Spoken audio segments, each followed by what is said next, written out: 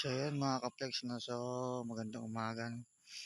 So maglulubricate tayo ng cable to dito.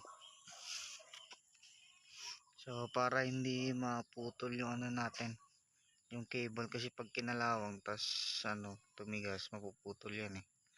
So ito lang naman kailangan nyo tanggalin dito. Ito, tas dito sa baba. Tapos ito dito, saka yung dito. So ganito mga ka-flex, oh.